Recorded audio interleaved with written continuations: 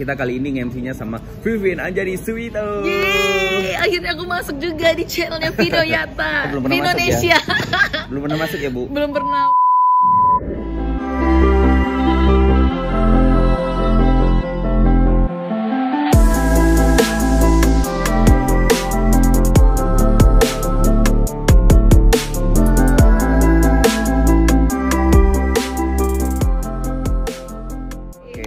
Jadi kali ini kita bakal ngobrol-ngobrol dikit sebelum acaranya dimulai ya. Kita bakal ngobrol-ngobrol.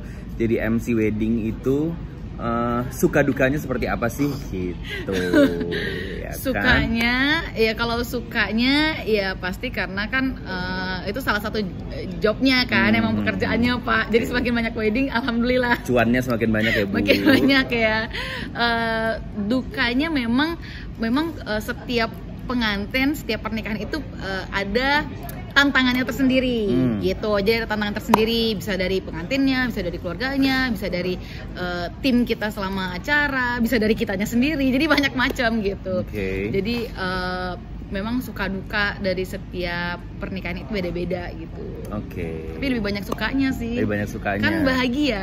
Iya. Dan juga sebenarnya ya kan dibandingkan kan kita sering banget sebelum menjadi MC wedding kan kita MC event. Iya, kan, betul. Ya. Kalau MC event itu kan emang kalau misalnya apalagi di mall nih, kita standby dari pagi sampai malam di mall. Betul. Dan acaranya ada banyak rangkaian acara. Nah, beda sama wedding. Wedding itu sebenarnya yang benar-benar sakralnya, pentingnya itu di bagian part awal. Benar Part awal, benar. Jadi memang kan ada yang bagian akad nikah, ada yang bagian resepsi. Nah, bagian akad itu memang satu keseluruhannya itu sakral. Benar. Kalau bagian resepsi itu memang pas bagian awalnya pada saat selesai doa sampai dengan foto keluarga. Abis itu memang udah acara yang seru-seruan, makan, foto-foto gitu. Betul. Jadi kita 1 jam pertama di acara inti itu adalah yang paling krusialnya. Kalau selebihnya itu kita udah bisa bernapas lebih lega lah gitu. Pertanyaannya, lebih enak mana atau lebih suka mana, MC wedding atau MC event? Saya tergantung budget Pak. Jujur kali. Kebahagiaan sebatas cuan, saudara-saudara. Itu salah satu pendorong semangat. Karena beda-beda ya. Maksudnya kadang-kadang ada event yang misalnya eventnya berat nih di mall, kita tuh harus standby seharian memang. Jadi ya seharian.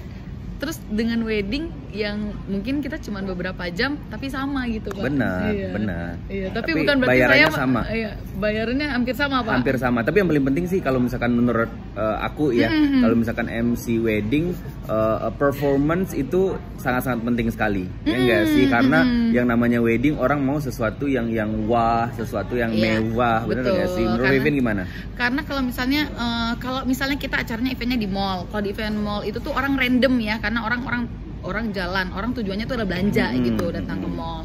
Tapi kalau misalnya di wedding itu memang orang datang tuh sebagai tamu undangan.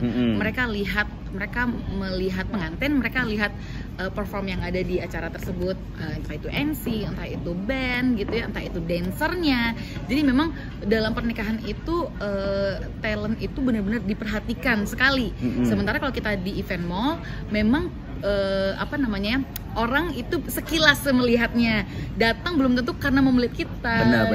Jadi bisa jadi ya dia memang mau jalan, mau makan sama keluarga gitu. Terus melihat kita gitu. Benar. Dan apalagi kalau acara di mall menyesuaikan ya Bu, bisa casual. Sementara kalau misalkan kita untuk di wedding ini benar-benar harus glamour something apa gitu. Ya enggak sih? Benar. Jadi kita menyesuaikan juga nih kalau misalnya nih mereka itu pengennya nuansanya adat.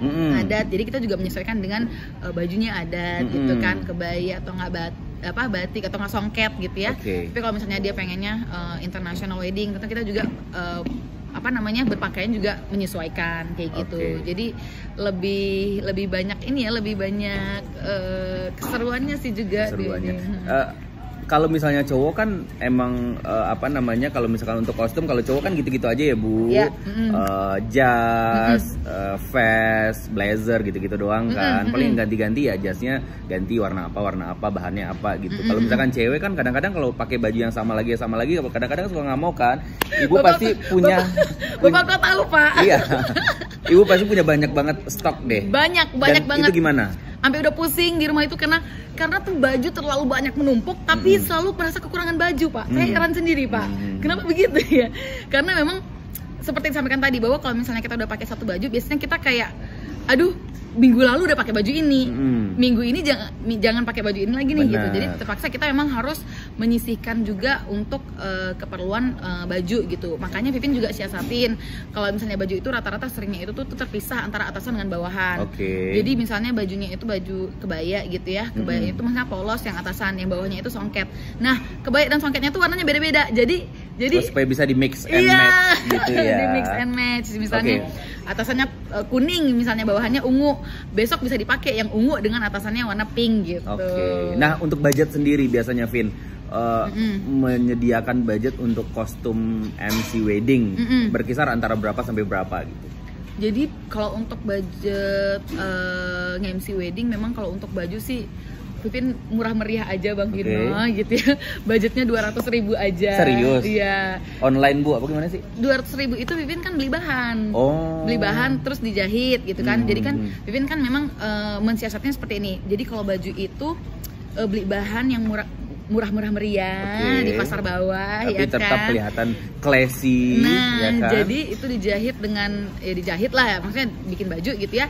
Jadi yang bikin meriah itu ya aksesoris. Misalnya bisa ditambahin apa, bros yang besar gitu. Jadi baju kita sederhana tapi aksesorisnya yang gede gitu. Benar. Baru ditambahin dengan selendang. Udah karena ketutup. bajunya juga nggak bisa dipakai sering-sering ya Bu, sayang kalau misalkan mahal-mahal juga ya. Bener, karena kalau kita terlalu besar menghabiskan budget di baju, belum tentu bisa dipakai lagi nih minggu depan gitu. Jadi Vivin juga mensiasatinya kalau misalnya minggu ini dipakai, minimal tuh kayak bulan depan lagi baru dipakai.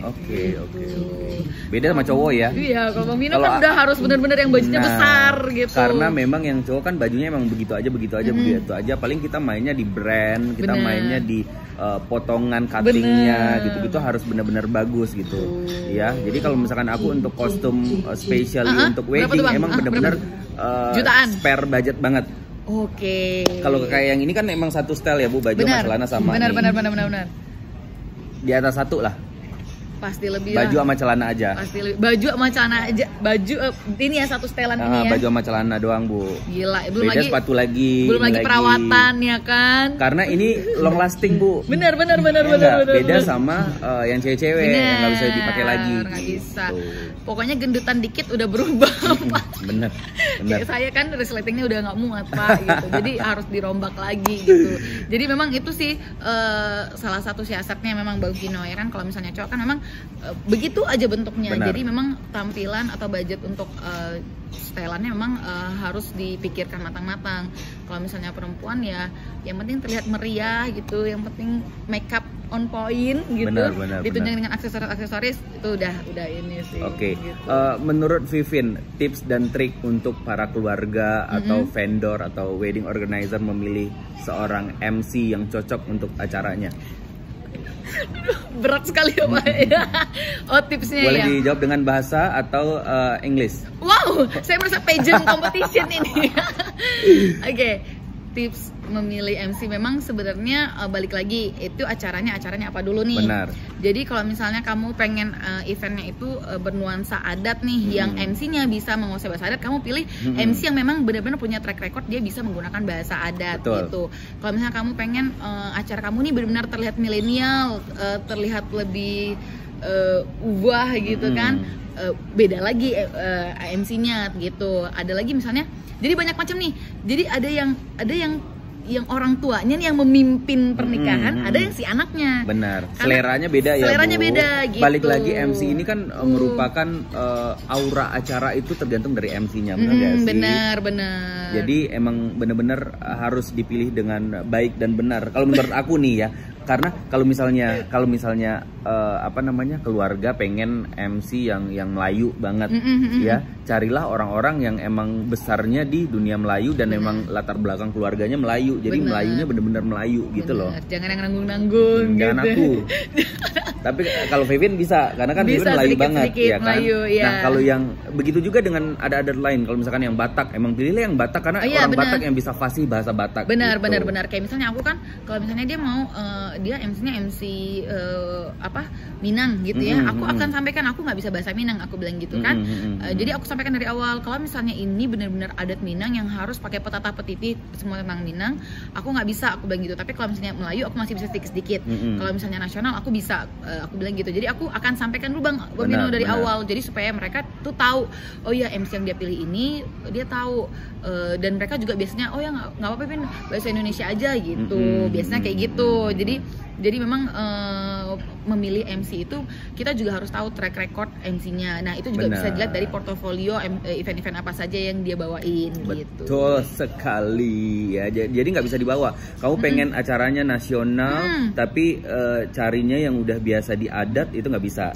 Gitu. Atau pengennya yang adat tapi dia tidak latar belakang daerahnya di sana juga susah. Susah, gitu. benar. Kalau misalkan aku disuruh tapi Minang, ada bahasa Batak ya atau bahasa Melayu banget ya, itu agak rada susah Bu. Tapi kalau disuruh pakai bahasa Minang saya fasih banget Bu. Karena kan aku lahir sampai gede kan di Payakumbuh kan. Benar. Kuliah baru pindah ke Pekanbaru. Jadi bahasa Minang yang aku dapat pun beda sama bahasa Minang anak Pekanbaru yang berbahasa Minang. Nah itu dia. Jadi bahasa Minangnya totok gitu. Jadi aku kalau ngomong bahasa Minang juga beda loh. Beda. Coba ya. Manolah niniak mama cadia pandai suluh bendang dalam nagari bundokan duang limpapeh rumah nan kadang. Manolah niniak mama apa tadi kata-katanya? Cadia pandai suluh bendang dalam nagari bundokan duang limpapeh rumah gadang. Beda. Begitu juga dengan Melayu. Kalau misalkan aku disuruh Melayu banget nggak bisa. Cuman paling bisa doang di belakangnya Bu. Macam gitu. Mana gitu. Ya macam mana nak kemana nih? Gitu doang. Cinci tuan dan puan jemputan majelis berbahagia. Biasanya begitu. Banyak petata petiti. Nah memang itu memang salah satu hal yang harus diperhatikan oleh teman-teman yang ingin melaksanakan wedding gitu ya. Jadi memang talent itu apa namanya ya, lebih banyak referensi tuh lebih bagus. Benar. Dan juga yang paling penting keluarga harus mengerti ini acaranya mau dibikin seperti apa. Harus punya selera gitu loh. Bener. Aku setuju. Jadi memang keluarga ini harus sepakat dulu nih. Artinya kalau misalnya dia memilih MC A gitu ya, dia harus tahu bahwa acara ini akan seperti ini gitu. Jadi jangan dipaksakan untuk mengikuti. Berubah dari alurnya gitu. Karena nanti acaranya bisa jadi apa namanya, bisa jadi suasananya, auranya jadi berbeda gitu. Ya, itu salah satu edukasi juga yang harus diketahui oleh pihak keluarga. Karena yang begini-begini nih harus diedukasi nih. Jangan sampai kadang-kadang satu keluarga seleranya pengen beda. Mamanya pengen begini, anaknya pengen begini, ini pengen begini. MC-nya bingung, pusing gitu kan Bu. Benar. Dan itu juga memang kalau sudah seperti itu, memang itu kemampuan MC-nya lagi ya kan Bang ya. Bagaimana mengakomodir supaya keinginan orang tua dan keinginan pengantin itu bisa terakomodir dengan baik gitu. Ada Ibu Mita di sini guys.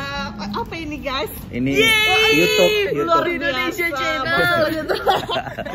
Oke, thank you. Bentar lagi acara kita akan segera dimulai. Pokoknya jangan lupa di subscribe. Kalau ilmunya bermanfaat silahkan komen di bawah juga. Jangan lupa di like. Betul. Thank you. Ya. Thank you. Dadah. Thank you for watching. Bye.